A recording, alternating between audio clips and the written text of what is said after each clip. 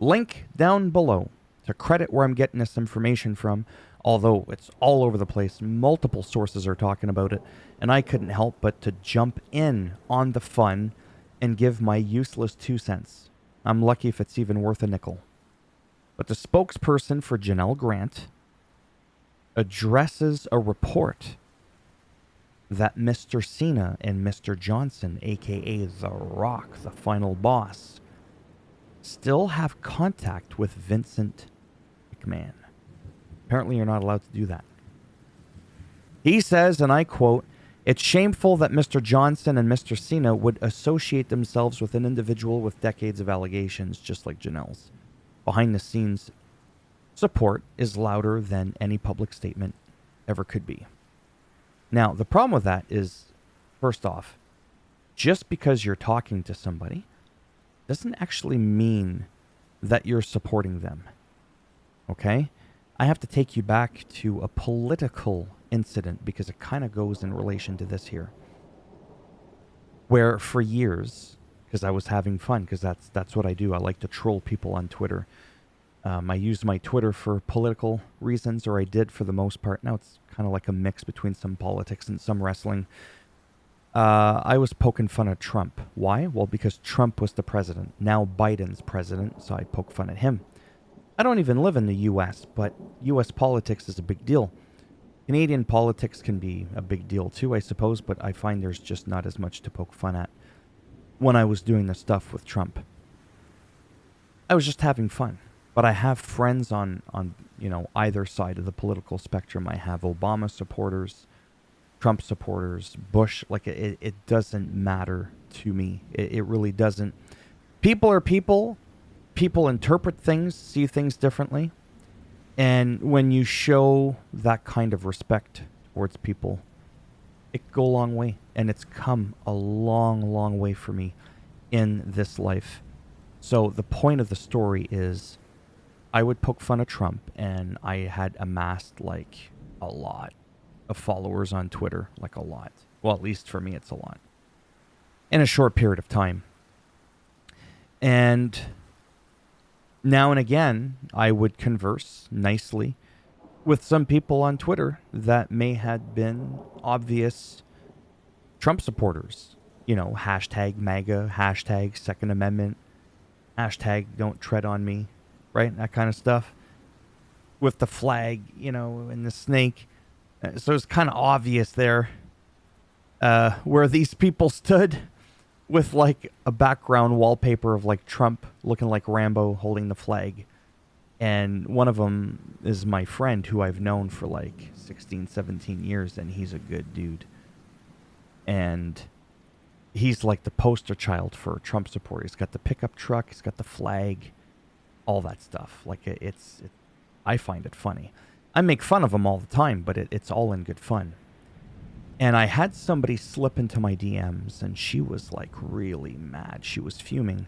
She blocked me, called me a Nazi, no better than Hitler, because I was having a civil discussion with this person, and it didn't even have to do with politics. We were talking about like electric cars, hybrid cars, and all that kind of stuff, carbon footprint, all that sort of stuff. It was a very amicable discussion.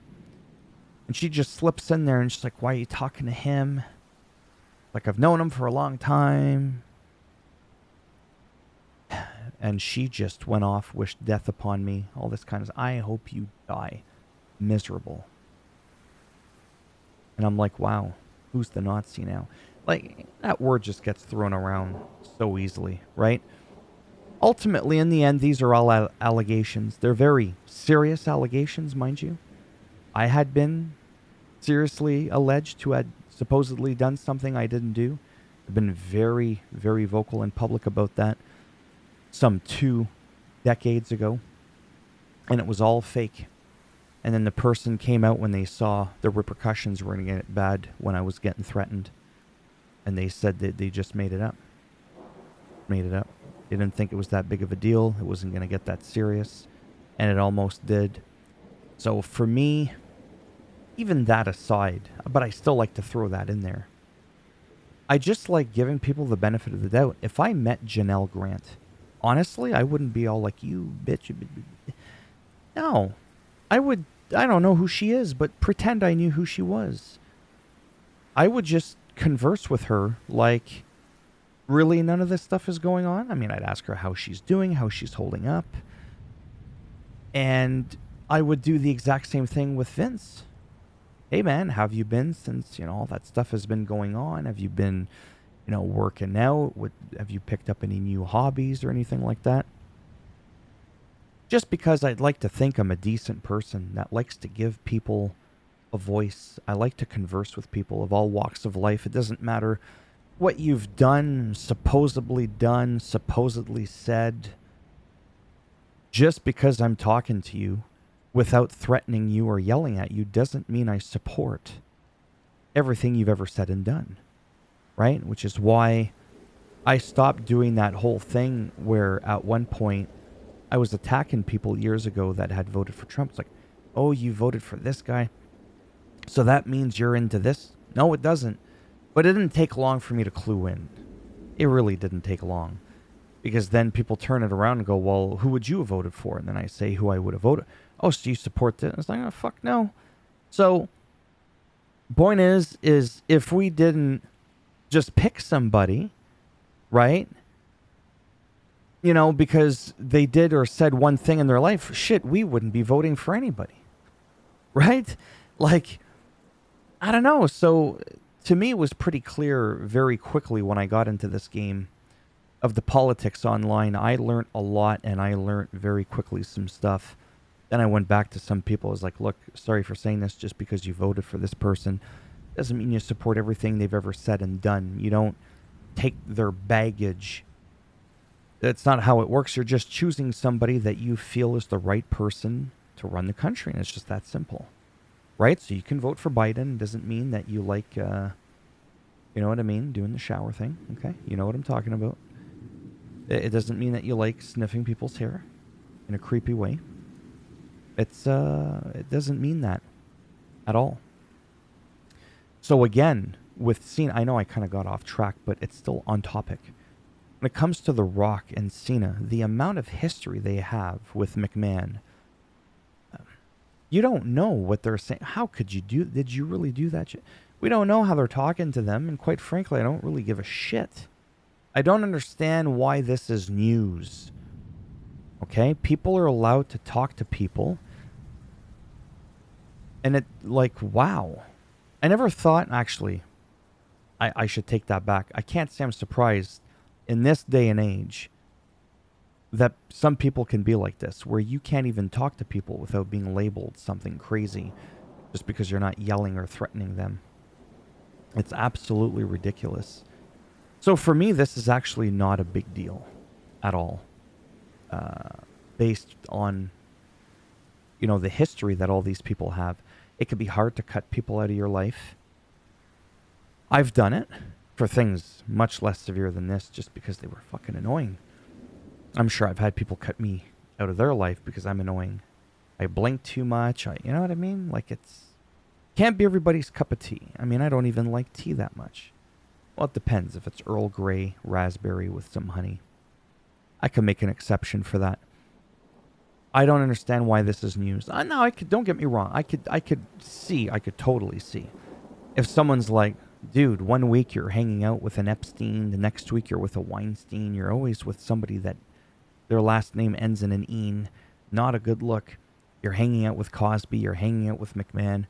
And if that was like, your only circle of friends, yeah, I have to admit, I'd be like, what's going on there? I don't know that I want to be a part of that shit. But this specifically, to me, is not a big deal. The allegations are a big deal. I don't think this is a joke at all. I don't think it's funny. I hope that it's not true, of course. But if it ends up that it is true, well, then yeah, of course, I'm going to personally lose all respect for McMahon. But right now, like I said, I've been neutral. It's not sitting on the fence. It's not doing the sheep mentality, the knee-jerk reaction that a lot of people on Twitter do. They attack one person, and then everybody just gets on board. And I'm like, wow, your life must be so pathetic. And I think that's why overall, like I said, I've been able to communicate, have dialogue. You know, you achieve that when you don't try and belittle someone. Doesn't matter what they're into. And that's going to plant a seed. You know what I mean? And they're going to look back at you and go like, wow, this guy, we're totally complete polar opposites. But this guy actually allowed me to speak. Didn't interrupt me. Didn't belittle me every 2.5 seconds. Actually allowed me to express myself and explain why I feel the way I feel. And though the person, you know, you'd like to think that's what the person is thinking. And though the person is totally not on board with how I see things, they at least see where I'm coming from. And then as a result, what ends up happening is now you're able to have your dialogue with them. You're not there to convince them that they're wrong. You don't want to challenge somebody on how they think. You want to share with people how you think. And then maybe eyes can be open on certain things, but the main goal is to just be civil. Doesn't matter how serious the situation is. You can go so far. You can learn so much. I've learned so much. And like I said, there's no better feeling than laying out what you feel about something. Because somebody that totally does not get why you are the way you are, but is still allowing you the platform without interruption and belittling to say your piece. Like it's a good feeling. It really, really is a good feeling. I don't like the yelling and the threatening. Like that's such high school shit. Actually, even in high school, didn't really. I don't know why they call it high school shit, because my high schools rather weren't like that. I've been to many of them across the country. I moved around a lot. Like I said, once in a blue moon, why are you talking to that person? Why aren't you picking a side, you know, like when it comes to the whole Gaza thing? And it's like, because the way I see it, this ain't like a sports team. I'm picking the side of just humanity. I want the bloodshed to end. Like, it's so simple. It's a very calm, gentle message. And you'd be surprised how somebody take that, spin it, call you all these weird names that I had to Google that I didn't know what they meant. And I'm like, this is the world we live in. Again, point of these videos is I'm very passionate about sharing how I feel about things. Again, this was relating to wrestling. I got sidetracked, but still on topic because it still kind of goes in line with this, right? Where people are trying to insinuate that certain people should cut all ties, shouldn't communicate with people that have been alleged to have done something. And I'm like, that's not how I run my show. And if people don't like that, I got 2 words for you. Fuck off. It's really that simple. I'm rude, I'm blunt, but I'm very laid back. I'm very, very laid back, very open-minded. It's okay if you hate AEW. It shouldn't be a big deal if I love AEW. I love PlayStation more than Xbox, but I don't make fun of people for playing an Xbox. I have an Xbox. It mainly collects dust, but I have it for a couple of exclusives. Again, people can get really violent and disgusting with the whole console war bullshit thing. And life just shouldn't be like that. There are greater things to worry about than who people are fucking talking to, right? If they're keeping their hands to themselves, they're not breaking any laws, they're not hurting anybody else. Why? Not who cares, because clearly some people care. I don't like that. Who cares? Plenty people. It should be why care. Who Mr. Cena and the final boss choose to talk to. Okay? I don't look at them any differently as a result of their alleged continuous contact with McMahon. You can hate me for it. Great. Awesome. Whatever. Not going to change anything. Thumbs up as always if you happen to have liked the video. It does greatly help support that channel with the algorithm. in trying to make me relevant. Yeah, right. In the search results when people are looking shit up. And if you didn't like the video, go ahead, give it a thumbs down. I'll bend it in half, twist it, and I'll break off a solo Sakoan spike in the candy derriere. Don't ask me what that was. And if you want to subscribe, which I don't think you'll want to, but you go ahead and do so, and if not, all good. Thanks for stopping by anyways. Take care. Let me know down below what you think, and it's okay for you to be like, you know what? I don't think he should be talking to McMahon. I really don't.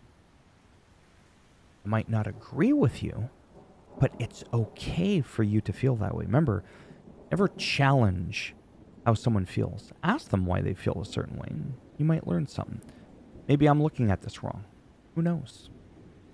I'm not an expert. Take care. Maybe, if I'm lucky, I'll see some of you in the next video. Bye for now.